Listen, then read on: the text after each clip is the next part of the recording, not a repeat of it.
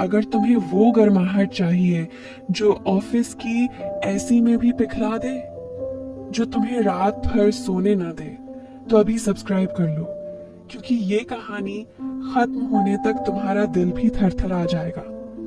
और हाँ, कमेंट में लिखो ऑफिस की आग, अगर तुम भी ऐसा बॉस चाहते हो। अब शुरू करते हैं, बिल्कुल लाइन बाय लाइन, कोई गैप नहीं। अनन्या शर्मा क्रिस्टल टेक की सीईओ थी। 32 साल की उम्र में वो इतनी खूबसूरत थी कि मीटिंग रूम में घुसते ही सारी नजरें उन पर टिक जाती।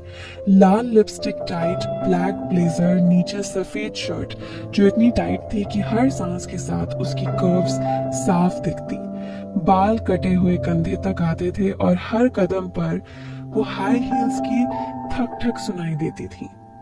राहुल मेरा 26 साल का नया ज्वाइन किया था, फ्रेशर था, लेकिन स्मार्ट था। स्लिम बॉडी शर्ट हमेशा आधी बटन खुली रखता था, जिससे कॉलर बोन साफ दिखता था।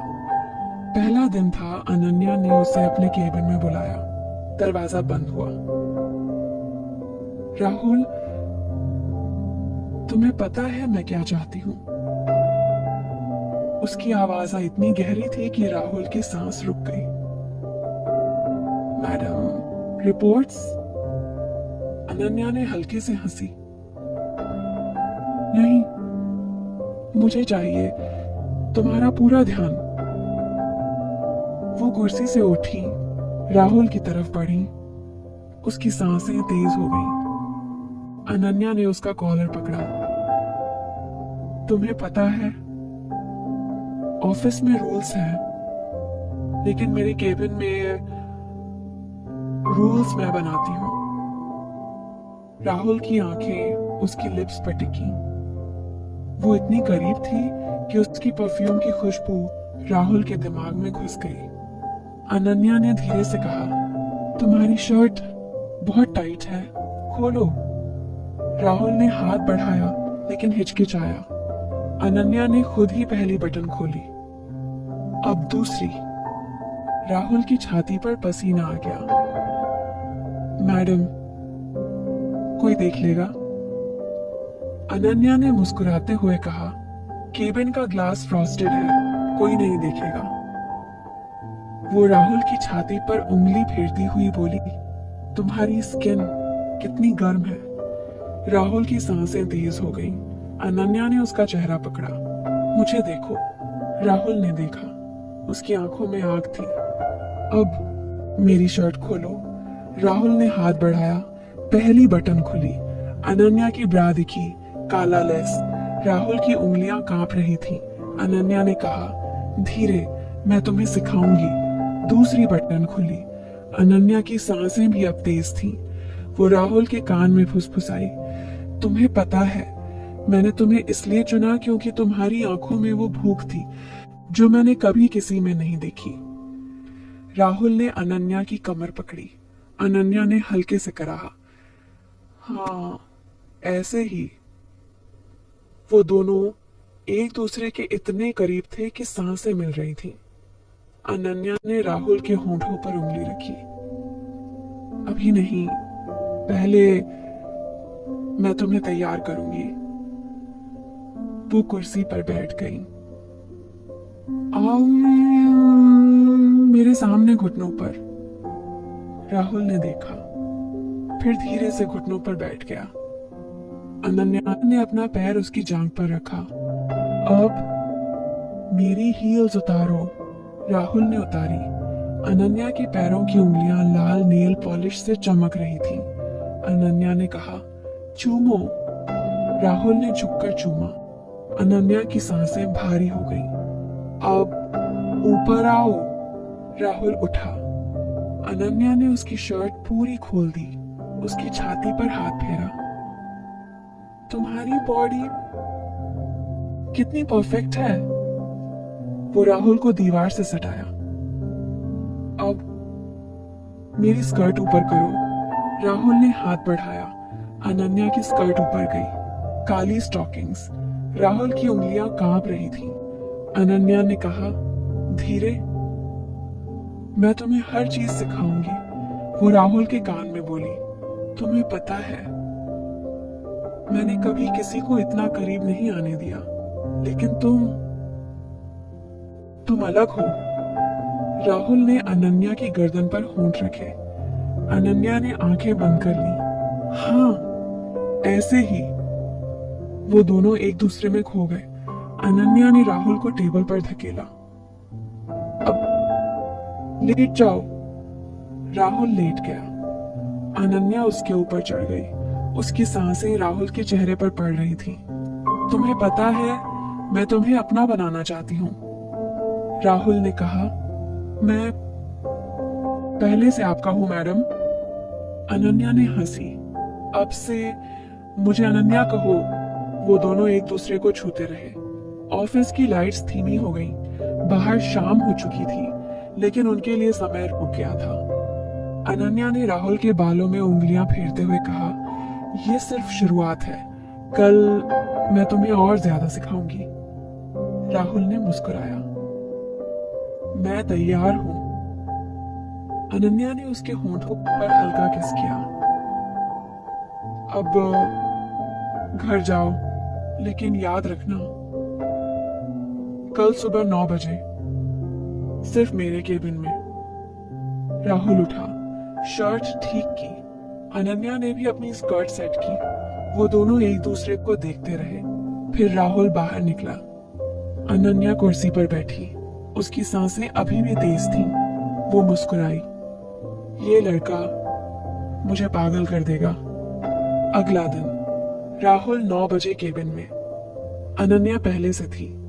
आज उसने रेड ड्रेस पहनी थी, बहुत छोटी। राहुल अंदर आया, दरवाजा बंद। अनन्या ने कहा, आज मैं तुम्हें कुछ नया सिखाऊंगी। वो राहुल के पास आई, उसकी कमर पकड़ी। अब मेरी ड्रेस उतारो। राहुल ने धीरे से जिप खोली। ड्रेस नीचे गिरी। अनन्या सिर्फ लेस ब्रा और पैंटी में थी। राहुल की आंखें फैल गईं। अनन्या ने कहा, अब तुम्हारी पैंट उतारो। राहुल ने उतारी। वो दोनों एक दूसरे के सामने खड़े थे। अनन्या ने राहुल को सोफे पर धकेला। अब मुझे छुओ, जहां चाहो। राहुल ने हाथ बढ़ाया। अनन्या की सांसें तेज हो गईं। वो कराह रही थी। हाँ, ऐसे ही। वो दोनों एक दूसरे में डूब गए। समय बीतता रहा। ऑफिस की घंटियां बजी, लेकिन कोई नहीं आया। अनन्या ने राहुल के कान में कहा, यह हमारा राज है, कोई नहीं जान सकता। राहुल ने कहा, मैं कभी नहीं बताऊंगा। अनन्या ने हंसी। अच्छा लड़का। वो दोनों फिर से एक दूसरे को छूने लगे। अनन्या ने राहुल की गर्दन पर किस किया। तुम्हारी खुशबू मुझे दीवाना बना रही है। राहुल ने अनन्या की पीठ पर हाथ फेरा। आपकी स्किन इतनी सॉफ्ट है।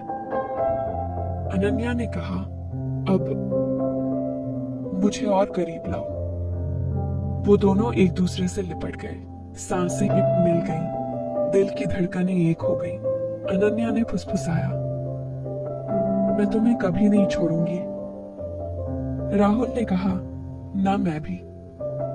वो दोनों घंटों तक वहां रहे। शाम हुई। अनन्या ने कहा, अब घर चलो, लेकिन कल फिर। राहुल ने मुस्कुराया। हाँ। वो बाहर निकला। अनन्या ने खिड़की से देखा। ये लड़का मेरी जिंदगी बदल देगा। अगले हफ्ते ऑफिस में मीटिंग थी। सबके सामने अनन्या ने राहुल को प्रोजेक्ट दिया, लेकिन उसकी आंखों में वो चमक थी। मीटिंग खत्म हुई। सब चले गए। अनन्या ने राहुल को रोका। रुक जाओ, दरवाजा बंद। अनन्या ने कहा, आज मैं तुम्हें कुछ स्पेशल दूंगी। वो अपने डेस्क पर बैठी।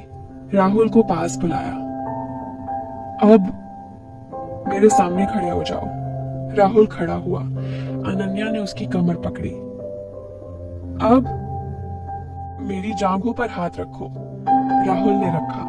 अनन्या ने आंखें बंद की। हाँ, ऐसे? वो धीरे धीरे कराहने लगी। राहुल की उंगलियां हिल रही थीं। अनन्या ने कहा, अब ऊपर। राहुल ने ऊपर किया। अनन्या की सांसें तेज। हाँ, और करीब। वो दोनों फिर से एक दूसरे में खो गए। अनन्या ने राहुल को चूम लिया। तुम मेरे हो, सिर्फ मेरे।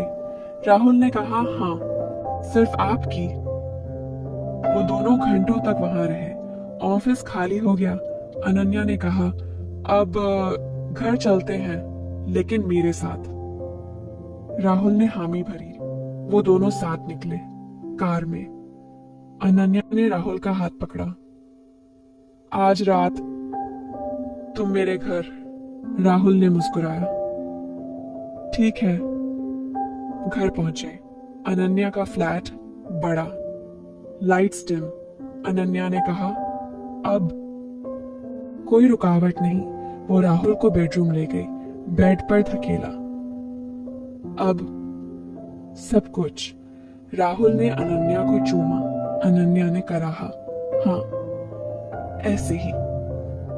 वो दोनों एक दूसरे के साथ इतने करीब थे कि दुनिया भूल गए। अनन्या ने कहा, मैं तुम्हें प्यार करती हूँ। राहुल ने कहा, मैं भी। वो रात भर एक दूसरे के साथ रहे। सुबह हुई। अनन्या ने राहुल को गले लगाया। अब से हर रात ऐसा ही। राहुल ने कहा, हाँ।